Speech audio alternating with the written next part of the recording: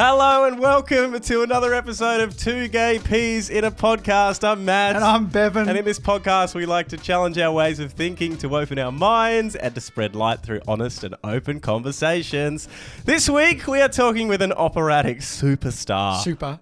Helena Dix. Aussie-born Helena has secured her name in leading roles on operatic stages around the world, performing across the UK, Germany, the US, here in Australia, of course, all over.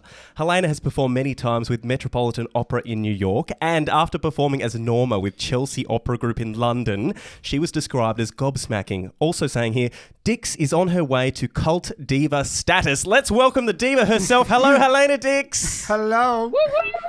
Hello. I love that cult diva status. Oh, look, I didn't even pay him to say that. I mean, that you couldn't ask for anything more. That's amazing. It is such a joy and a privilege to have you on here with us, Helena. How did you guys meet? I mean, how did this connection come about? We've actually only met once when you're in Melbourne again, but we have a connection through Kirsty McCulloch.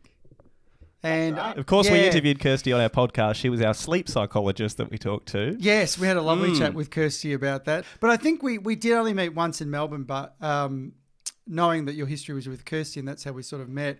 And then I have continually followed your amazing journey over the last few years and watched your rising star happening all around the world, which has been incredible. Yeah, it's such a funny thing, you know, small connections and things like that, because Kirsty and I were in the Australian Girls Choir together. That's right. So, you know, music brought us together, and then Kirsty introduced the two of us, and yeah, we got along so well. And so it's lovely music makes those connections happen in even in the smallest of ways. Yes. Now, it is very bright and early on a Saturday morning in London where you are right now. But are we up for a little bit of a warm-up to get us all warm for this potty today? Yeah. Do we feel like that? Would you be able to lead us in a little vocal warm-up to start off with? A warm-up? Yeah, a vocal warm-up. Oh my God. Just a little one. Matt will be much better at this than I am. Yeah, just a little one. Well, okay, so I think we should all start each individually with a lip trill, because a lip trill connects your air to the sound. Mm-hmm. I know it sounds filthy, but it's not. It's all PC for 8 o'clock on a Saturday morning. All right. So our lip trill is just literally, you can imagine like you're accelerating a car. Mm-hmm. Okay. You should each have a go at that. Go, baby. Okay. Ooh.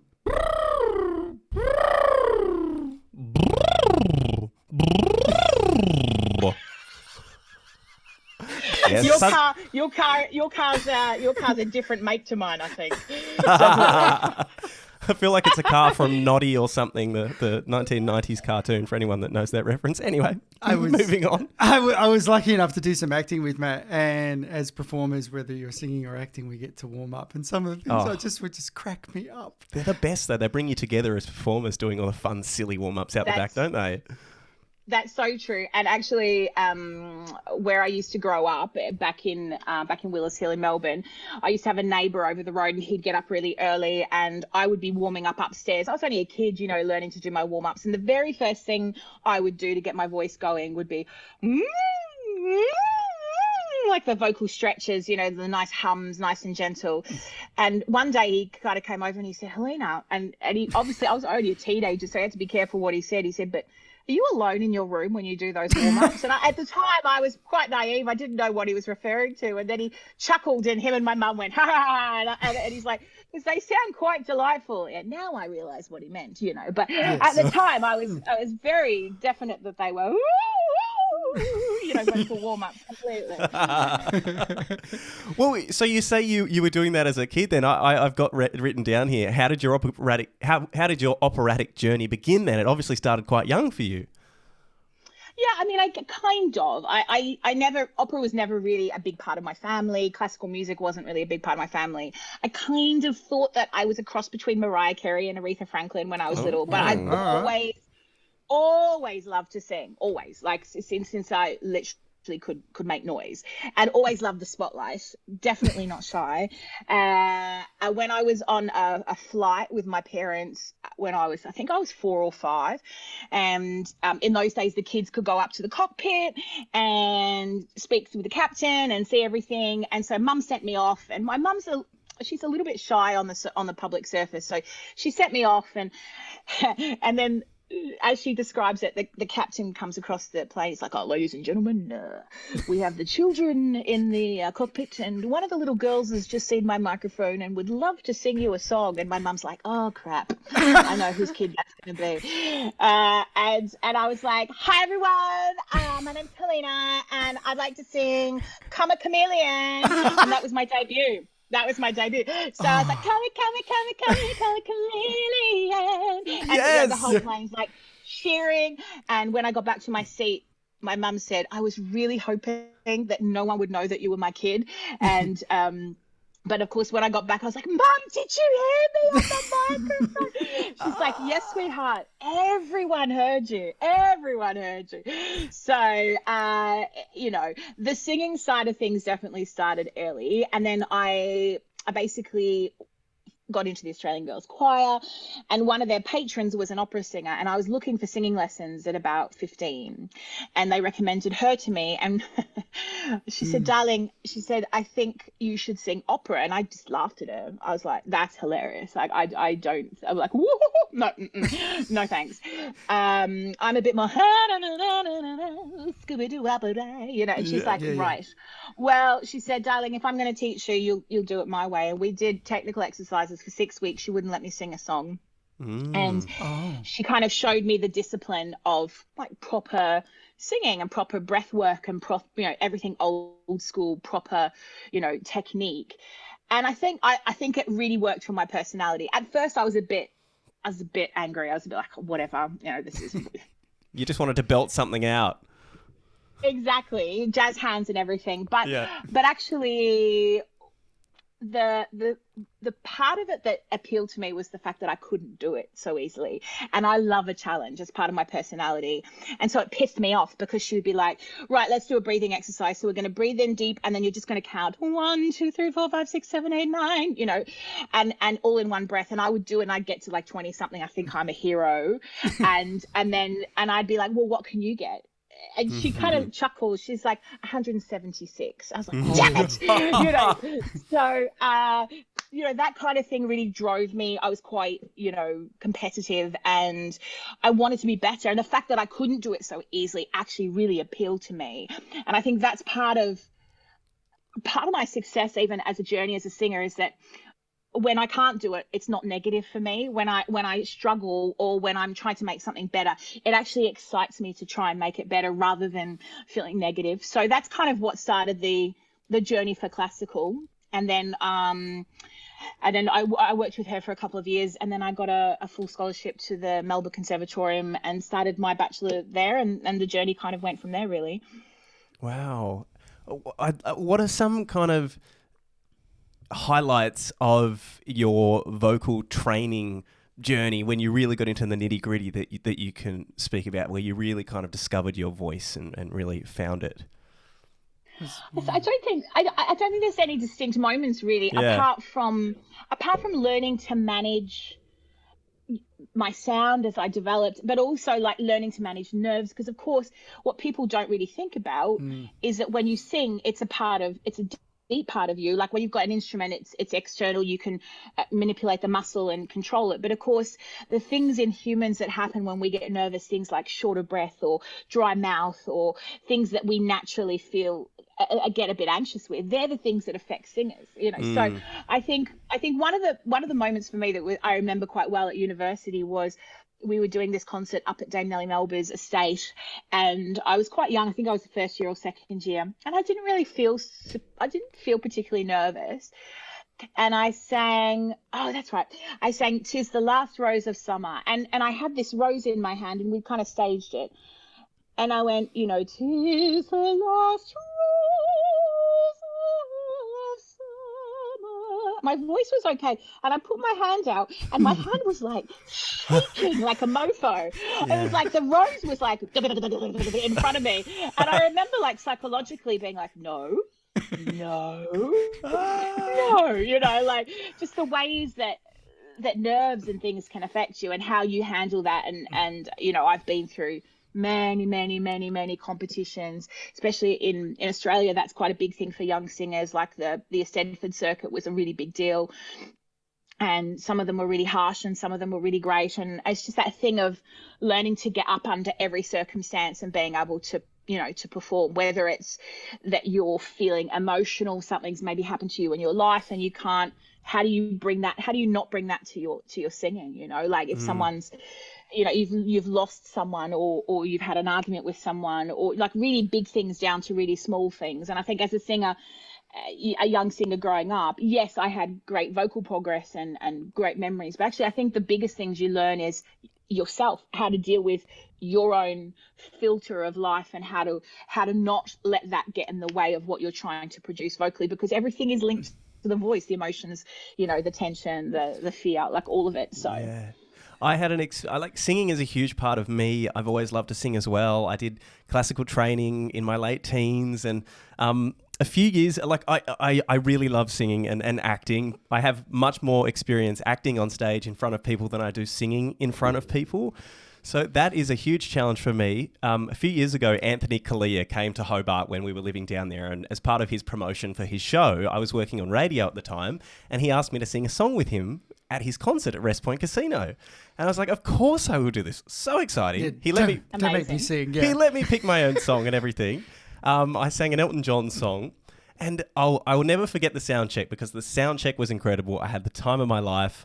I felt free. I was singing with, it was amazing. I had real musos behind me. It was so cool. But then when the moment came to sing with everyone in there, I was short of breath. I'm shaking like a leaf. And when you just know that you haven't delivered what you're fully capable of. And I just want more experience performing in front of people. Like you said, all those Stedfords, I guess you get so much experience. Yeah, and experience under what I would call quite a clinical situation, like in a competition, it's like number 64, up you get, and you've got a couple of the volunteers with their hearing aids in the audience. I did one out at Dandenong. I'll never forget it, actually. And my mum used to come around with me all the time. My mum's awesome. She's my best mate. She used to come around with me and do all the competition circuit and keep me company. And I took it really seriously, like really seriously. Like I was super anxious to make sure I got placed every time and all that kind of stuff. And I was singing from Handel's Messiah, rejoice, rejoice, rejoice. And anyway, so all these like runs and stuff. And I'm standing there singing, and then I can hear this noise. Like on this pitch that wasn't matching the key of my song. Like, how dare they? And it was this woman, this volunteer in the audience, and her hearing aid was like low on battery, so it was making this like like noise. But what made it worse was obviously she couldn't hear it, and then her friend who was in the row ahead of her turns around very loudly, like while I'm singing. She's like, Joyce, your hearing aid's low on battery. And I'm like, and my mum said, the look of death in my face, like I'm just like daggers at these women, what? I said your hearing aids, like this whole kind of thing. So you really, truly do learn to sing under every circumstance under the sun, It's a bit like a Sister Act. Alma, check your batteries. Bang. Exactly. Yeah. Check your batteries. That's too funny. Who are some of your biggest inspirations, Helena? Oh, you mean musically or personally? Oh, everything. Go on. Everything that inspires you to be as incredible as you are. And I'm just going to say, I'm really loving your frame. Oh, yeah. Yes. Oh, of course. Yeah. You've got to have some rainbow frame in your life. You do. Yes. I mean, the number one inspiration for me on a personal level is my mum. My mum is like the strongest, most incredible woman under the sun, and she's been my number one supporter the whole way. So personally, she's been the one that's driven me and helped me to achieve everything I've wanted to achieve. I remember when I was at school, and my brother's 15 years older than me and very intelligent and like heads up some of the world's greatest environmental law projects and everything. He's quite something.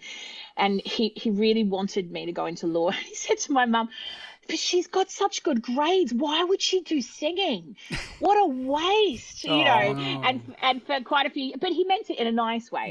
He's like, Mom, just, oh my God. And Mum was like, adult, behave yourself.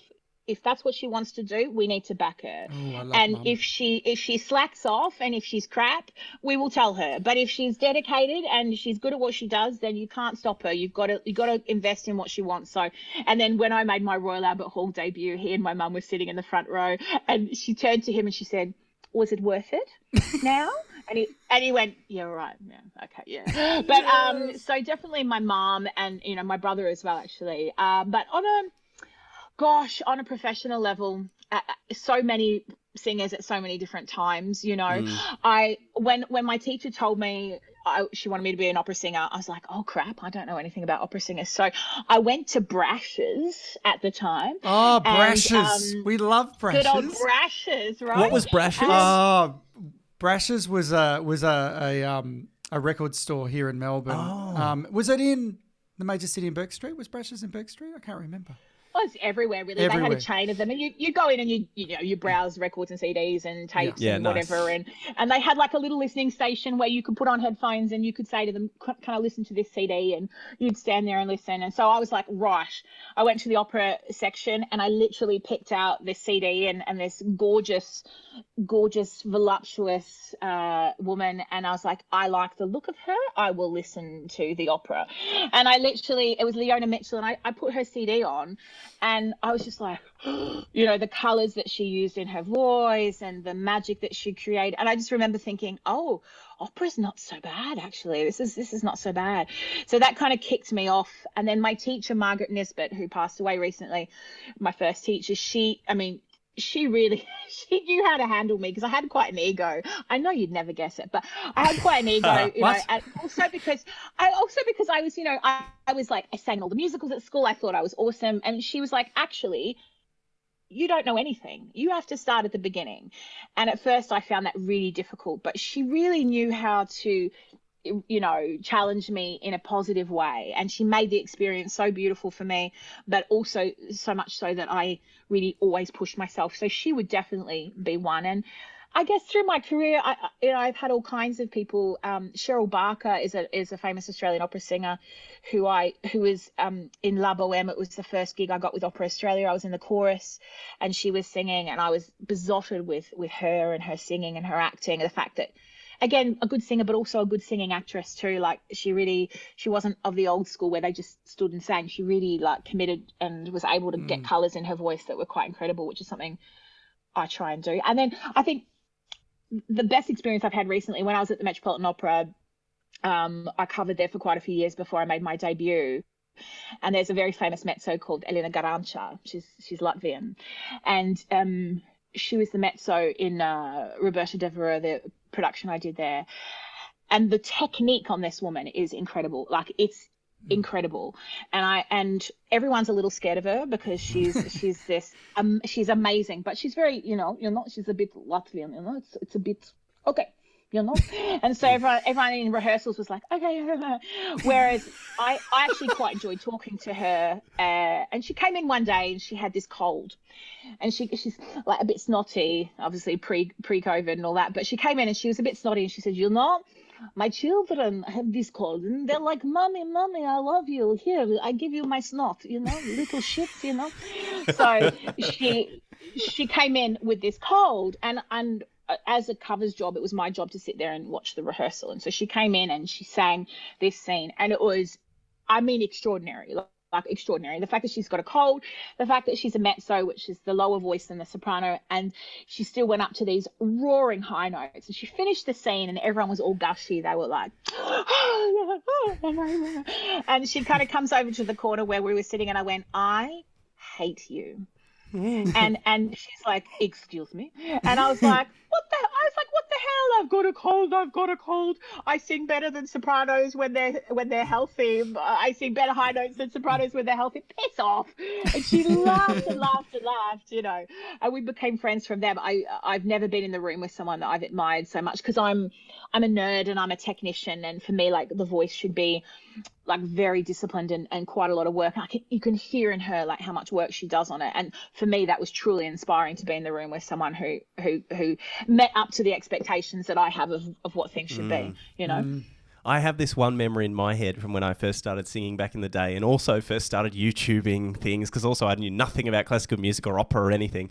And I came across this one clip which is always in my mind, and I think about it often, and it was Luciano Pavarotti, Joan Sutherland and Marilyn Horne around a piano talking about Bel Canto, and Pavarotti just brings out this trill like a bird, and it's just, the control is just unbelievable. And they all have a go.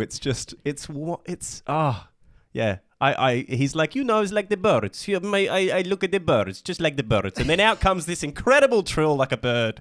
It's amazing. I learned from the bird. You learned from the bird too, yeah? I learned from the bird. In fact, I can do...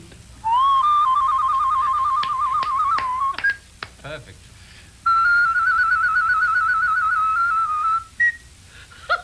Terrific. The bird. I mean, he's one of the greatest, and I always call Pavarotti the voice of the people, because there was something so organic and beautiful about that voice. And I don't care if you like classical music or you don't. If you hear that man sing, it has to touch you in some kind of way. Like, it's so organic and so gorgeous what he did. Absolutely. Yeah, I think I was just thinking of my own opera experience and opera and being connected to opera. I think often we really miss out, and people look at opera and think it's only from a society's perspective, people that go there that are more a highbrow society, maybe possibly, and if it's all for the people, but it is for the people. And that's correct. I've probably been the most moved at any times that I've actually been at opera. The most times I've ever cried at performances is at an opera, which is, it is incredible experience. And I think if you're often on stage and how that emotion, you must be able to feel the fullness of that emotion at times. I mean, how that you need to control yourself that it doesn't take you away.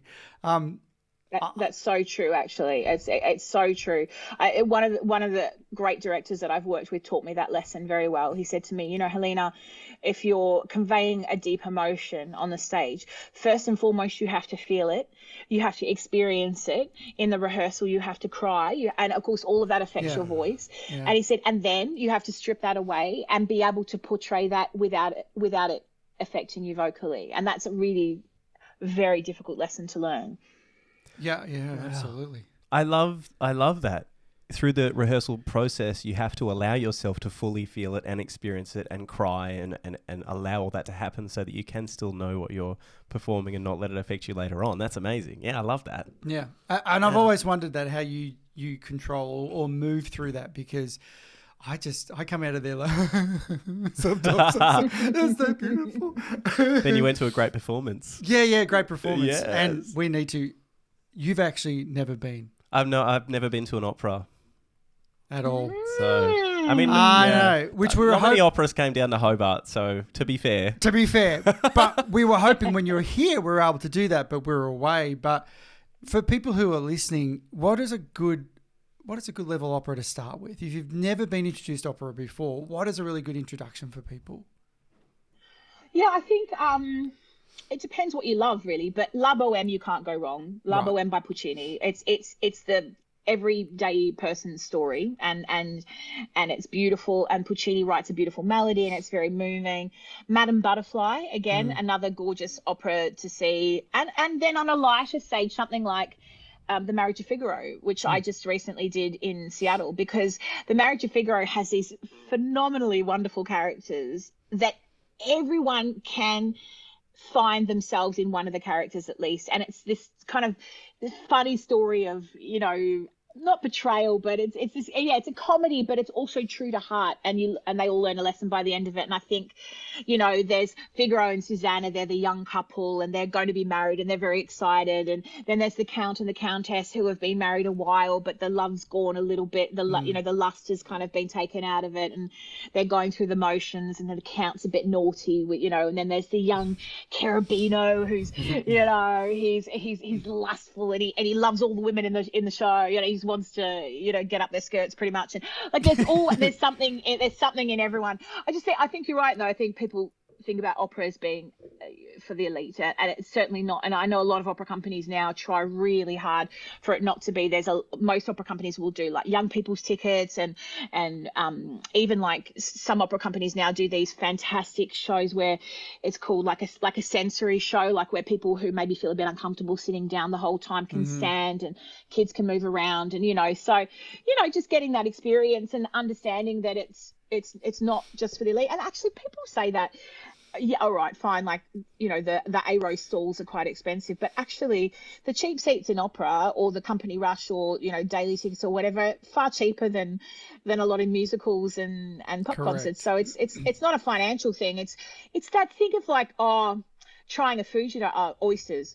No, people won't try oysters because like, I don't know, it's a bit, and then, just give it a go. Like, just give it a go. And if you don't like it, then, hey, then you've tried, then you've been there. But I know a lot of people who've come to my shows over the years who've come to see me and said, I came with a friend, like it wasn't something I really wanted to do, but your voice really affected me. And it was something I really like.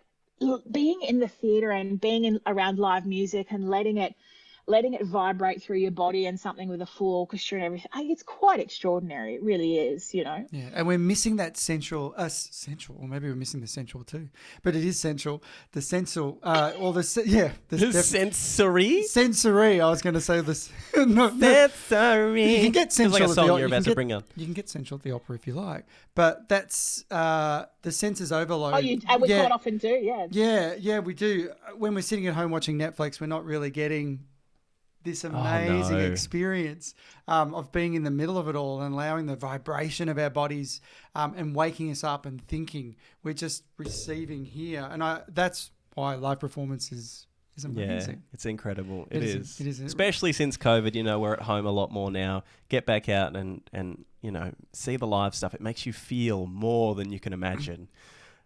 Helena, and of course, any live performance, anything and everything can often happen, like that's the joy of being in an audience. Like if you're really watching the performers, every performance is different, so that's something too.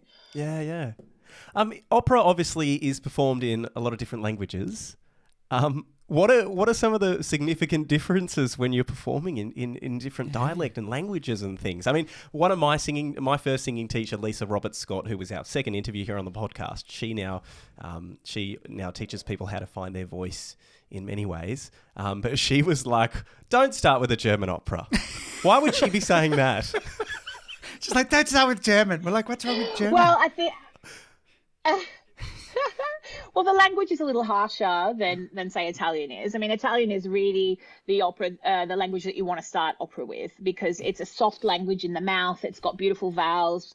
It's so it's easier to sing in. It's easier to make a lovely sound in. German is a harsher language, and the consonants play a bigger part in the actual spoken language. So therefore, singing in it is a bit trickier because the consonants get in the way of the vocal sound. So whereas in Italian, Italian's quite a lazy language, really. So if you're singing "Oh donna è bella" and you sing a line and you go "Oh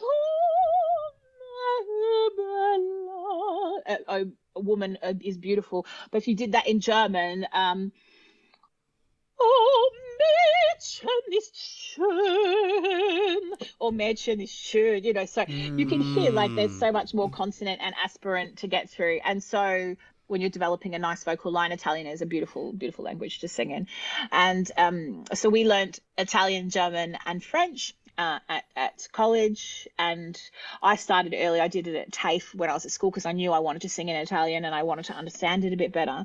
So we studied the language and we studied it phonetically as well. So French, we studied phonetically, and then I got then asked to do an opera in Czechoslovakian. Oh, and I was like, oh God. So I had to learn that by rote, by tape, so that I had a language coach literally speak the whole thing onto a record for me.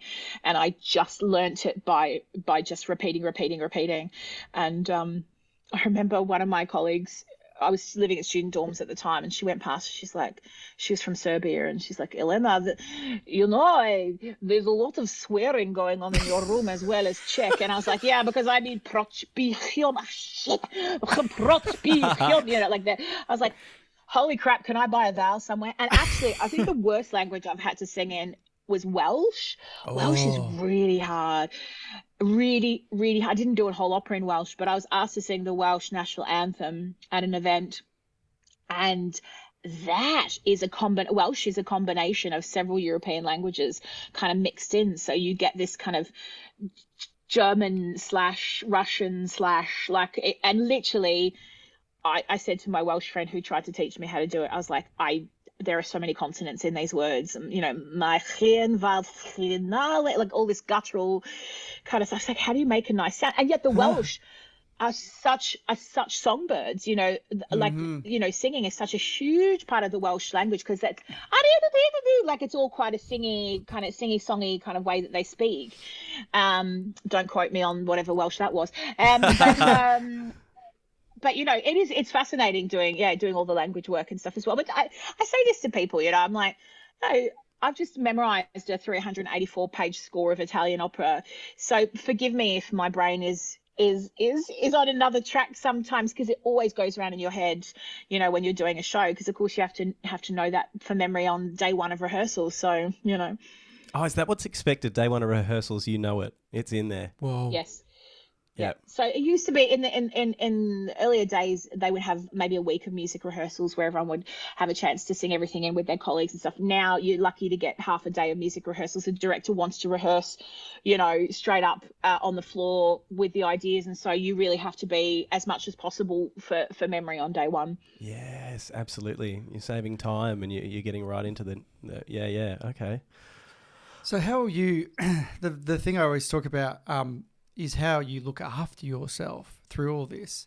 I mean, not only is this, it seems that you've got this mental aspect to your work also, but you've got your physicality and you've got your actual physical voice. So how do you look after yourself? What do you do? And, are you going from show to show to show? And does that affect your health quite? And do you need to have some downtime at some point just to rest? Yeah, look, it's really difficult because, like any freelance artist, sometimes you're crazy busy and sometimes, there's not much at all. And so at my busiest, at my peak times, you have to know your own body and be really selfish, actually. And I know a lot through my life, there've been friends that I've made that just haven't understood that haven't understood the sacrifice that you need to make. They don't understand why you can't come out and be out late, or that you can't be in a bar where you're talking loudly across people and all that kind of stuff. And so I think from a very young age, I found that very difficult. Like even from a young teen or an older teenager, I remember crying to my mum and saying, I'm so different from everyone else. Like I don't want to go partying and I don't want to drink and smoke and do all these things, but because I was so dedicated to what I wanted to do from 16, 17, like that was my journey. And mum said to me, hey, kiddo, listen, I know you feel like left out now, but in the future, they're the ones that'll be looking to you and going, wow, gosh, look at what she's kind of done. So when you're on the road and things like that, it's travel is one of the hardest things, like your hydration and everything vocally when you're in airplanes. I mean, nowadays with COVID, people all wear masks and stuff, so no one blinks an eyelid. But I've always travelled with an actual, it's called a humidifier. It's an Australian invention, actually, which has got an antibacterial filter in it, and it's actually a proper like mask that I've always worn on my flights. And you wet the filter and you're breathing in your own air, but it's got like a filter rather than the recycled air in the plane. And people always used to look at me like I had some kind of odd disease. Of course, now no one blinks an eyelid with those kinds of things. But back then I was definitely wearing things like that in the flights to try and make sure I wasn't drying out. There's lots and lots of hydration. Singers have things like we steam a lot, steaming, like putting your head over a bowl and getting the steam up so you're hydrating your cords. And a nebulizer is the latest thing, like these little cold air things that I have in my dressing room that provide a saline mist. So if there's any inflammation or anything on the cords, then you can be in your dressing room and just take a bit of it. It looks like you're having some heebie-jeebie like drugs in the background that make me sing high, but they're not. It's just hydrating the cords and with a bit of saline. And apart from that, it's just the regular things really, actually, like making sure you get enough sleep, making sure you're exercising, that you're doing. So I have like a pre-show workout, like even though I've got a big ass and people probably wouldn't expect it, I do cardio kickboxing. Like I get my whole body going before a show. I stretch, I do cardio kickboxing, I do a whole lot of breathing work. I have a very like regimented show routine. I eat certain foods, I don't eat certain foods, obviously. And everyone's different, about pre-show stuff. But for me, it's always worked. Things like eating gluten-free pasta a couple of hours before a show with a lot of protein and things like that for energy. And I would never eat close to a show because that makes me unable to breathe. I wouldn't have dairy on the day of a show because that forms a mucus lining on the throat. You wouldn't have too much acidy stuff because, again, it kind of affects the voice. You wouldn't have anything like crackers that could get caught in the cords when you're singing. Wow. And just things like that. Having said that, other singers I know who smoke a cigar at intervals. So, hey, who am I to judge? They're definitely not sopranos. I will add. The lower voices can get away with that crap. That's unfair completely. But I definitely. I think just everyone has their own regime. I just think you've got to be able to say to people no. And that, I think, when you're growing up as an artist, as an opera singer, that's really hard because don't get me wrong, I didn't miss out. I still had a fantastic time and amazing friends, and I meet people from all over the world, and I'm very, very social. But when it comes to actually the shows and being at my best during a performance, that like nothing else matters, Yeah, and that's fair call. You're being paid and employed, and that's your job, and you've got to give it to 100%. And I see that through what Matt does in the plays that you've done, throws himself right into that and becomes very dedicated to the craft. Yeah. Yeah. And I get the benefits of him singing around the house all the time. But I'm glad you see them as benefits. That's good. Character and you're like, I don't like that character at my dinner table. What's going on? One of them was a 16-year-old boy. That was a little bit weird. I played a teenage girl and a teenage boy last year, Helena. Yes. So that was an interesting year. Oh In Shakespeare, that was fun. Yeah, I played Perdita in The Winter's Tale, which was this young flower princess. And a young teenage boy that had gone through some like serious teenage trauma, who was like a champion swimmer. Yeah. So that was also really tough. Yeah. So I'd love you to do you actually take that? I mean, as an actor, do you actually take those characters away from the stage? Do you put them into life at all in order to find them, or the last 3 years, Helena, have been me really getting the most work as an actor that I've ever had. So I'm really still kind of working it out. The first play was an Arthur Miller play called A View from the Bridge. Bevan and I were lucky enough to do that together. And that was fun. My character was just so much fun. He was this gorgeous Italian immigrant who just wanted to seek the American dream in the 1950s, and he was full of joy and love, and he wanted to be a singer. He wanted to be the next Frank Sinatra,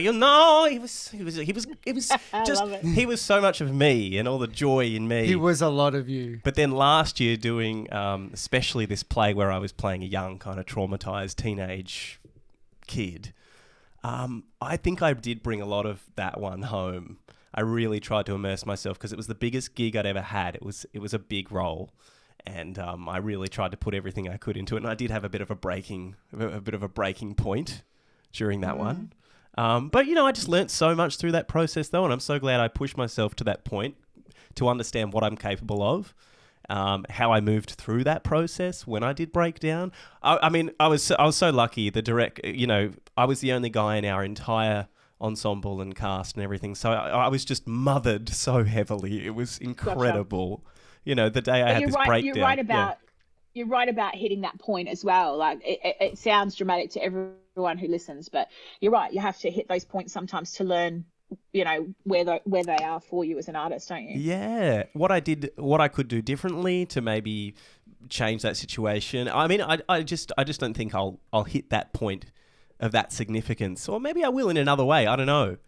But like we're talking about when we're talking about freelance creatives, sometimes getting a lot of work, sometimes getting none. The last couple of years I've had a lot of work as an actor, and now this year we took the leap to move to Melbourne, and I haven't kind of worked at all this year as an actor. It was a transitional year, moving, doing some other studies so I can do some side hustling to get us in, moving to a new city, trying to make new connections. it's all really tough, and it definitely, like, it plays on my mind a lot. You know, when you're in those lulls, especially for me, like you inspire me because you seem just so. You are so fucking ambitious, and it sounds like you've known yourself so well, and you're so confident, whatever. I really have to push myself to be confident in front of people. But I still have these huge dreams and goals and ambitions. And it gets me emotional hearing you talk about, you know, your experience. There's so much that I want to experience. And I just, sometimes I just don't know how to make it happen. You know, I haven't been through a proper learning institution or anything, and I'm in my 30s now, so I'm like, will I ever go through something like that? I don't know. So yeah, I love like living through you in this conversation a bit. I do think that as an artist, no matter which form of it you're doing, as a performing artist, no matter what stage you're at or what you're doing, I think you've got to know your strengths as well as you know your weaknesses, and I think that's super important. And I say that I mentor a lot of young singers, and I say to them, you know, we're forever criticized, you know, we're forever told what we can do better as artists. You know, when you're in a play rehearsal or when you're in an opera rehearsal, it's like, no, don't do that, do this. You know, where you know, I think people don't understand that. You know, when I'm training for an opera, it's no, that was crap, try it again, no, do it again. And I'm very much like that with myself, but I love it. Like, I love picking up a new opera and being like, oh, I'm crap at this, fantastic, how can I make it better? Because for me, it's like so exciting to make it better. And I guess I'm at the stage of my career and my life where I have all those tools now to know how to do that. So I find it quite exciting to build that. But I think, you know, it's important to know your strengths, because your strengths are your selling points. And it doesn't mean that you're going to be like in people's faces going, oh, look at me. But it's like, hey, I'm worth it. I do this really well. And this is what I bring to the table that maybe other people don't. And this is, you know, and to know that of yourself, I think really, really helps, because, you know, for a while as a singer, I was kind of singing different repertoire and I was floating around and I was like, okay, I'll do this job and this job. But I didn't really have a distinct kind of like, this is me. And then I did a Bel Canto opera in Wexford. Two women got hired before me and neither of them could sing it. It was just this score that was almost unsingable. And Wexford Opera are notorious for doing these operas that are unknown. And so it just happened that a director that I'd worked with on some Mozart in Germany was one of the artistic liaisons for the company. And she said, oh, you should try this girl. And I was known, but I wasn't hugely known at the time. So they wrote to my manager and they said, would Helena consider this score? And I was just about to come out to Oz, actually, and for a holiday. And I looked at the score and I was like, no, this is mental. Like, this is crazy town. You know, this is Bel Canto at its, like, you know, most insane. And they were like, well, yes, you know, we've hired two people already, but unfortunately they've not been able to kind of come to the party with it. And it wasn't long to go. It was like, I think it was a month to go till they started rehearsals. And usually you'd know, you know, a year, 2 years ahead of time with an opera, because it takes a while to learn, obviously. Wow, yeah. Not a year, but you'd know ahead of time.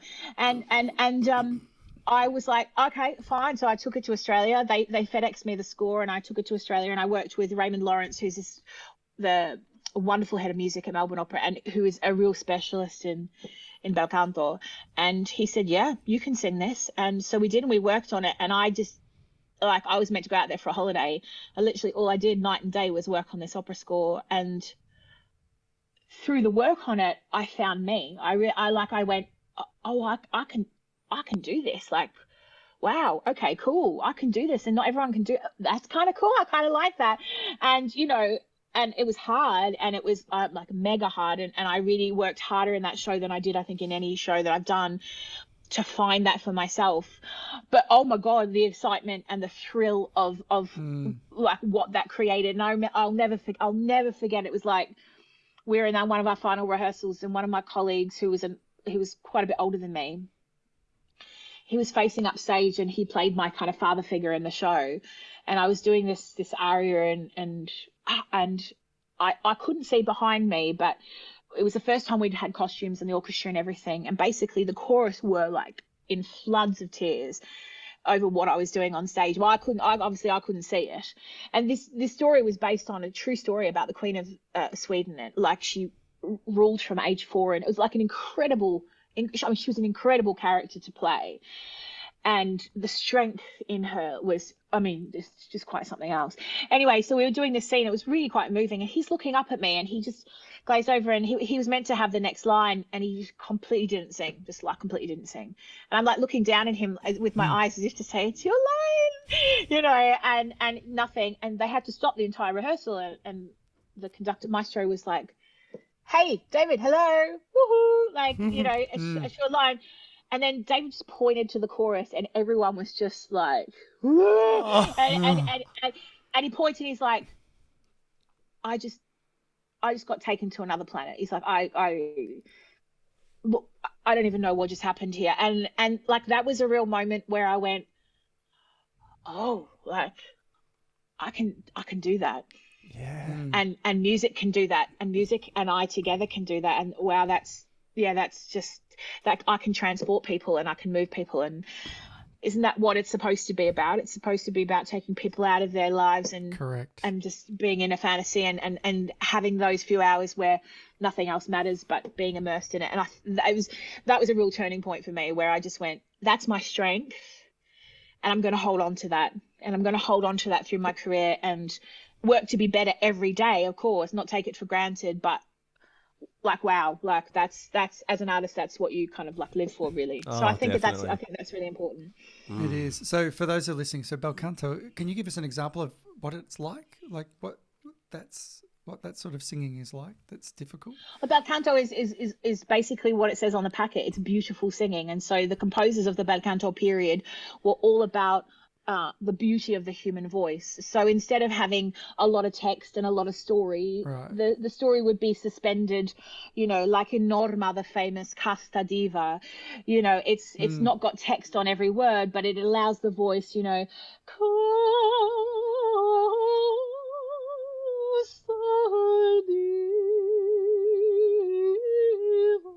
like, it's the beauty of the melody, and the voice ornaments and does all the beautiful things that it wants to, and you take selection in that, and it was just the era of beautiful singing. So it was all about, it's not about how loud you sing, it's not about how much text you sing, it's not about how much you're moving the story forward, it's just about being in the beauty of the moment and appreciating the beauty of what the human voice can do, you know. Yeah. And your incredible voice has taken you far and wide. I have to ask, because New York is a place that I just am dying to visit. What have your experiences been like in New York? Because you were singing for Metropolitan Opera for years. What's that been like? I mean, extraordinary. You can't, there's nothing else like it. There's nothing else like New York, you know, as an artist, you know, New York, you know, like whatever they say, it's true, you know. And I started off as a cover. I was in a big opera competition in Seattle, doing Wagner of all things, and that's kind of how I thought I'd go for a little while, as a baby Wagnerian. And then the head of casting at the Metropolitan Opera was at the competition, and she asked me to come over and do an audition. And you know, it's funny, you go to all these auditions all your life as an artist, don't you? And like, you know, for every, I don't know, 50 auditions you do, you're lucky to get one. You know, that's the kind of ratio. But as a young opera singer, I did a lot of auditioning. So I went over, and I literally thought I was going to pass out. I'm at the Metropolitan Opera, and I'm auditioning I've been asked to come here and do a general audition. So I prepared like 5 arias, and I was in there, not on their stage, but in their kind of, it's like an auditorium at the back, which has got all this seating. And I walked in, and I literally thought I was going to pass out. I was like, bleh. And all these auditions I'd done all my life, where there's like a panel of 12, no, not 12, but, you know, there's like 3 or 4 people, and they all feel very important about themselves, and they make you feel very small. Whereas this was one woman, one hilariously strong Jewish New Yorker who had been the casting director there for 35 years. She was blunt as they come, but I absolutely loved her. And she went, come on, down you come. And I walked downstairs and I sang, and she kind of folded her arms, and she looked at me. She said, what else do you have? And I told her. She's like, right, I'm going to hear Erinarni. And I was like, Erinarni, okay. So I sang Erinarni, and then she kind of looked at me again, and she went, what are you doing tomorrow? And I said, and I said, coming back. And I laughed, and she went, yeah, you are. She said, listen, basically she wanted me to come back and sing for the head of music because he wasn't present at the audition. She said, I like you. That's the first thing she said. Sorry, I should say, I like you. And I went, that's a good start. So does my mum. And she kind of laughed, and she said, I want you to come back tomorrow and I want you to sing again. And I said, well, I nearly threw up today, so that's great. I said, I look forward to coming back tomorrow. And I met the head of music, Craig Rattenberg, at the time, and he and I did a working session together around the piano, and he said, I want you just to relax. I want to hear what you can do, blah, blah, blah. And it just so happened that they had lost their understudy for Ernani that I had in my repertoire the week before. And they took me under their wing, and she said, and I sang for him, and he said, do you know why you're here? And I said, yeah, I do. I said, she thinks that part of my voice is a bit crap, and she wants you to she wants you to make a decision about whether you think it's good enough to carry in the house, because it's a 4,000 seat auditorium and I'm not mic'd, obviously. And she was a bit worried. With most sopranos it's the same, like the middle of the voice, she was worried that it wouldn't kind of ring in the house enough. The top was fine, the bottom was fine, she's a bit worried about the middle. And he went, did she tell you that your middle of your voice was crap? And I went, oh, she didn't have to. Like, I totally get it. Like, it's not a problem. But she was so blunt. She was just like, I'm concerned about the middle. Otherwise, I think you're fantastic. I haven't heard a voice like yours in a long time. It's a very old school technique. I'm really interested in you, but I need him to make the decision. And at the end of the session, he said, I think you're going to have a long and healthy time at the Metropolitan Opera. He said, welcome aboard, kiddo. And that was my first gig, and I got to the first gig was with Domingo, with Placido Domingo, and amongst other people, and I got to sit in a room and watch and learn, and I got coachings off the best Italian coaches, and I got to work with James Levine, who's passed now, but who was the biggest influence of conductors in the world, really, for opera. And I just, a lot of the understudies over there had a chip on their shoulder, whereas for me it was just the most incredible experience. And every coaching that I got offered, I took and I'd be knocking at their door saying, give me more coaching, and they're like, okay, Helena, calm down. I was in the best opera house in the whole world. And I was relatively young, and she said, we're going to do what we used to do. We used to take people like you under our wing, and we used to teach them, and we used to cultivate and help them grow as artists. And so for quite a few years I was covering the big leading ladies. And I said to her, why me? Because you have to pay extra for me to fly over here and to house me, whereas if you took an American artist it would cost you less, and you'd have someone more local. And she said, well, honey, it's like this, everyone, so many people come through our doors, everyone can sing. Like, I've got no problem with that, but you got to be able to sing, and you got to be able to be under pressure, to be absolutely focused, because of course, top opera house in the world, if you get called up in the middle of a performance because the soprano's twisted her ankle or something and you have to go on, she's like, and she said, you have to have balls of steel, and you got that. And I was like, okay, I'll take that. So for quite a few years it was like one contract every year in the kind of Bel Canto stuff. I got to understudy like the leading ladies of the world in America in those roles. And again, I met a lot of covers who just had so many chips on their shoulder, but I was the opposite. I was enthralled and loved it. And consequently, because of that, I got to make my debut there in Falstaff in 2019. And then recently I went back, and I wasn't going to go back as an understudy again, but they kind of asked a special favor of me last season to go back for Norma. And that's it's like one of the hardest roles that there is to sing, really. And they said, look, we wouldn't usually ask you to cover again, to be the understudy again, but we have a situation. This is what it is. And anyway, I ended up doing a lot. I ended up doing a lot of rehearsals. I ended up going on for several of the shows. And one of them was a international live broadcast, which started at it was on at 12, all broadcast around the world. And I got notice at 9:00 that morning that I was doing it, and I was on. But I knew, because I won't go into it exactly, but we there was some issues with the lovely leading lady, and so There were some games going on. Yeah, there was a lot. Drama. And I basically just every show I made sure I was ready because it would only affect me if I wasn't. Yeah. So every show I would prepare like it was a show day. I would do my exercises. I would eat what I would. Actually, every day psychologically I was prepared. And that was a lot. But then when it was time for the crunch, it worked in my favor. So Yes. Yeah, putting in the hard work, the humility often pays off.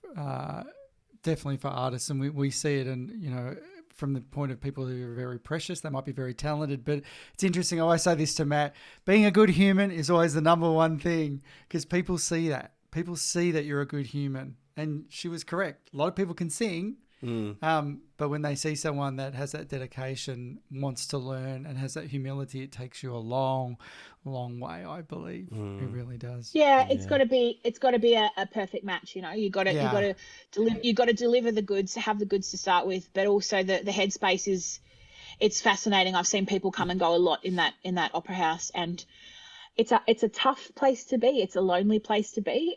Everyone wants to be the best.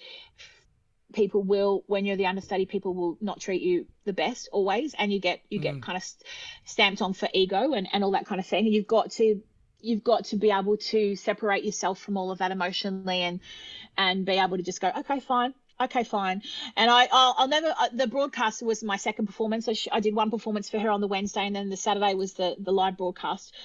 Live broadcast, Metropolitan Opera, the role of Norma, like literally the dream role in my repertoire. And it was so stressful, but actually towards the end of the show, I had a moment to go, far out, man. This is it. This is everything that I've worked for. This is it. And I actually had a moment where I was singing with Michael Spies, who's just one of the most gorgeous tenors and Bel Canto geniuses. And we were doing this incredibly moving duet at the end of the opera. And a really great conductor I worked with once said to me, even though opera is all about noise, if you can sing beautifully and quietly and sensitively and you're in the moment, you should be able to take a breath and hear nothing but silence in the theatre. If you can hear a pin drop when you sing, then the audience are with you 100%. And I remember doing this duet and just taking this breath, and there was like that no one was even breathing in the theatre. And I thought it was so lovely to have a moment to appreciate and enjoy where I was, because you don't often get that. It's so crazy usually, when you're doing shows, but it was that moment, and I just went, you know what, Helena, leaving home at an early age, dedicating your life to this, losing partners over the fact that this has been your dedication, friends, all the hardships, all of it right here, right now. Like, this is it. Like, this is what this crap was all for, this beautiful crap, and it's so nice, because we, as artists, we don't ever stop to enjoy things like that. And I think it's really important that you do. It's really important as an artist that you celebrate those moments for yourself, no matter how big or small, and that you go, I just did that. Like, wow, I just did that. And then you go, okay, get over yourself. Let's move on. Next project, next hard work. Yep. But it's still important to take that little moment for yourself, really, honestly. Yeah. I want to talk about your Instagram, because one of your most recent posts. What is your handle, by the way, just for anyone listening? It's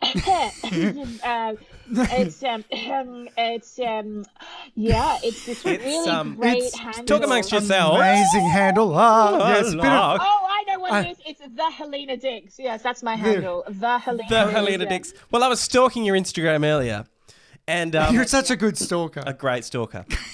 I love this post you put up, though, about the art of giving and receiving compliments. Tell us about that.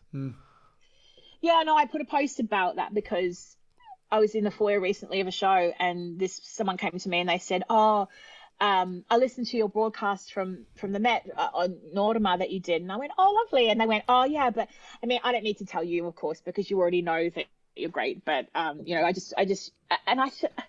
went, pardon? And they went, oh, well, I don't need to tell you it was great, because I'm sure you already know that. And I looked at them and I said, actually, I'd love to know what you thought, no matter what it is of what you thought, because it's important. And I think it's important.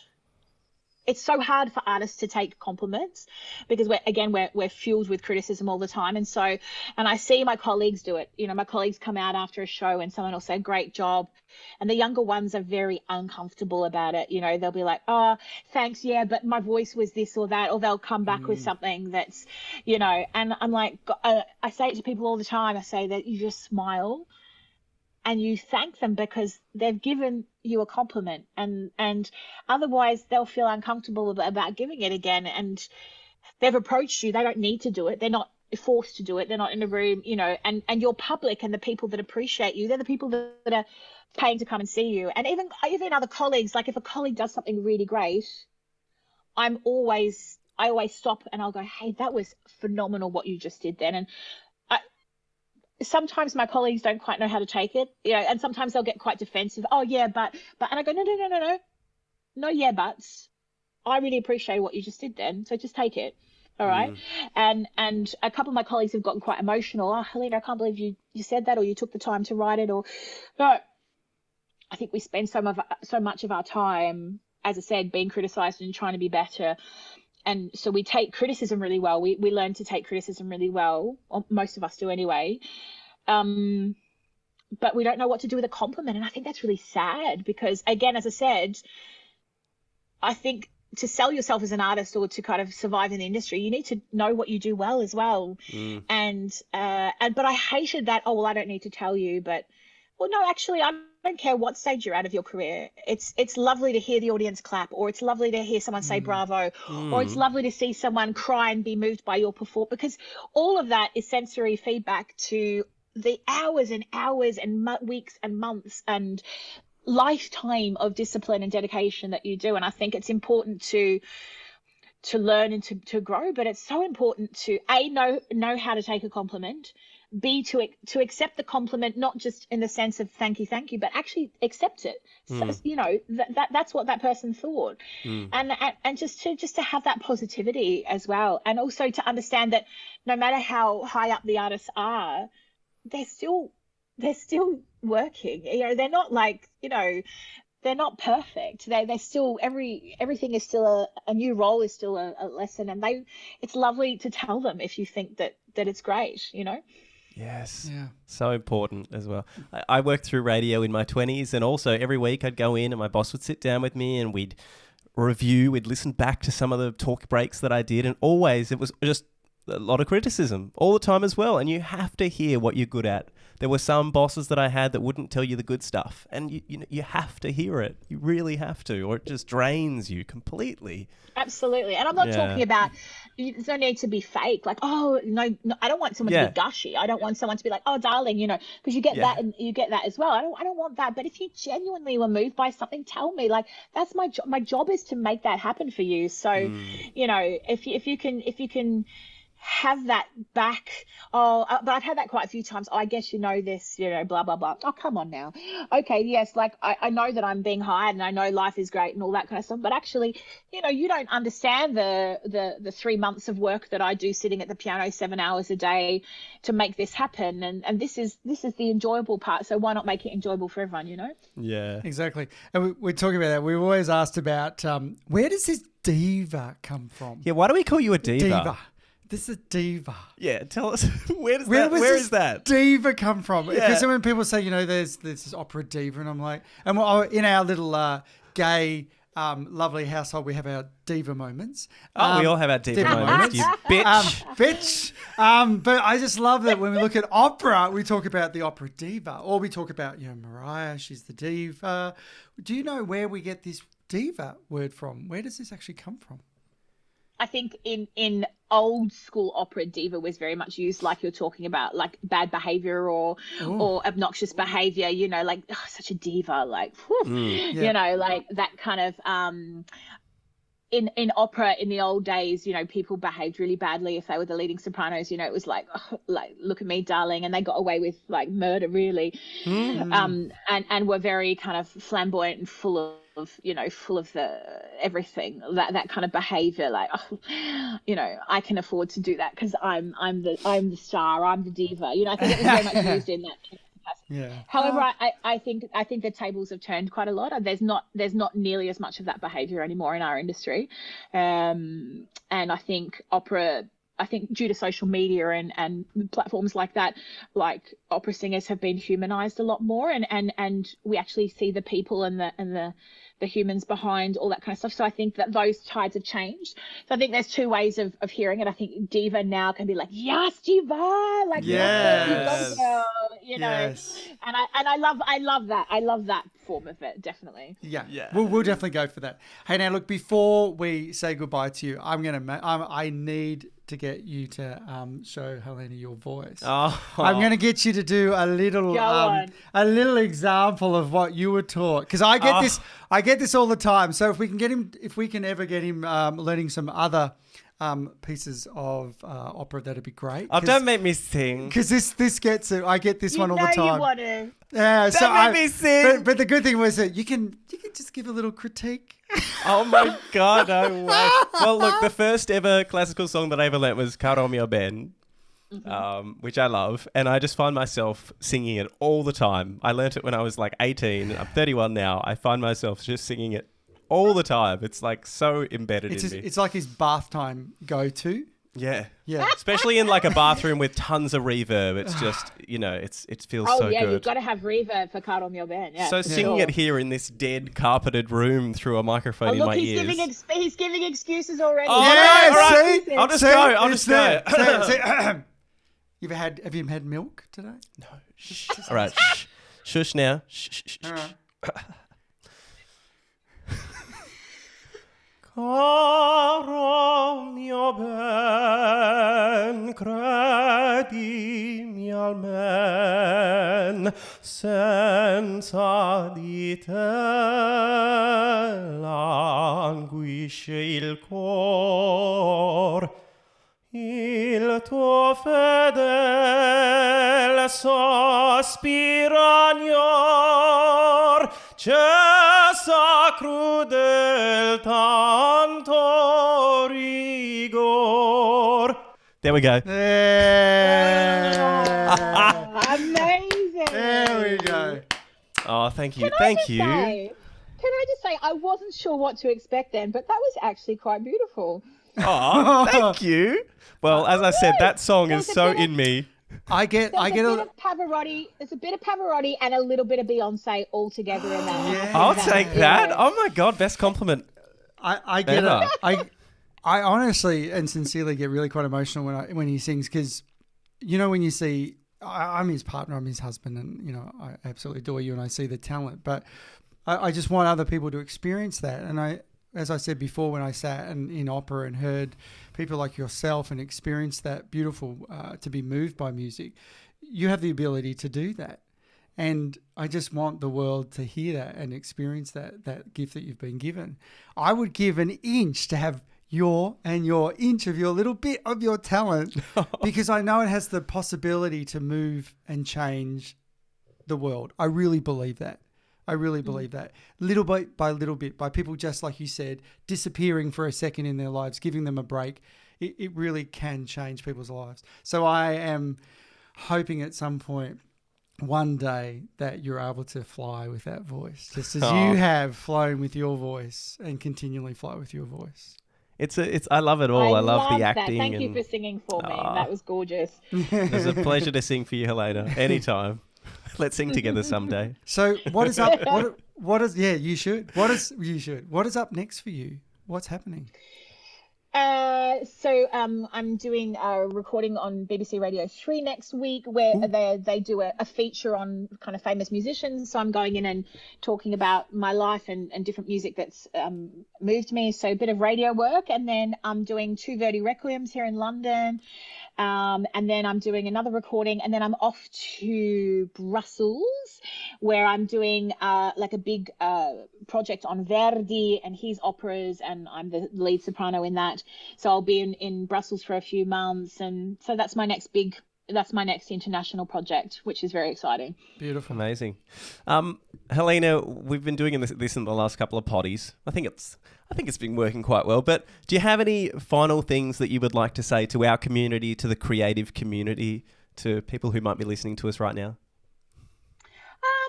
Just to keep the arts alive, keep going to live theatre and keep experiencing it. And if you're a little scared of something that's out of your comfort zone, then don't be. Just give it a go and go and immerse yourself, because, life is so tough, and we live in a world that's, all around the world you hear all this negative stuff all the time on the news and all that kind of thing. And I think you've got to...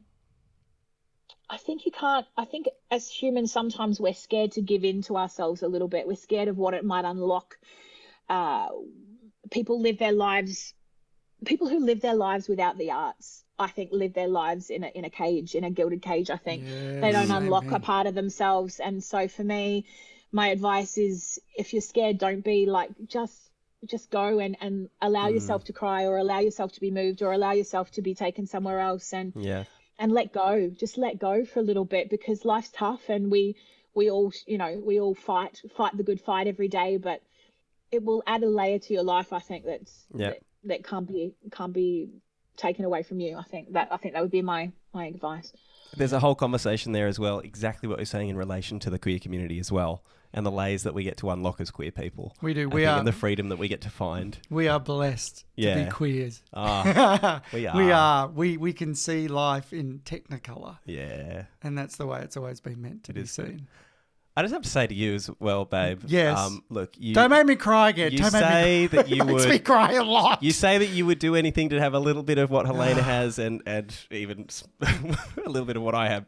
Yeah. Nothing compared to what Helena has. Yeah. But babe, you change my world when you sing. I love when you sing to me. It honestly melts me. Thanks. So you should never stop singing. Thanks, beautiful Please man. don't stop singing. Why don't you give us something? No, I'm not going to give you something, but that's fine. I'm from good Welsh stock, so that's helped. There you go. You've got it in you. Yeah. And I think that's true. You use what you got. It doesn't matter, whatever level you're at. And I do find a lot of joy in expression through song too. Good. Thanks. As it should be. Yeah. It has been such a pleasure chatting with you today, Helena Dix. Next time you're in Australia, please let us know, and we will post it wherever, and we would love to see you perform. Thank you for joining us. Fantastic. My pleasure. Bye-bye. Bye. That's it from us this week. Join us again next week. We'll be back. It may be the last potty of the year next week. Yeah, Santa's on their way. We'll see where we're at. Yes. Beautiful. Thank you for joining us. Of course, follow us on our social media at 2GayPs. Find us everywhere: Insta, TikTok, Facey, YouTube. Give us a thumbs up and subscribe. We'll see you next week. Bye-bye. Bye.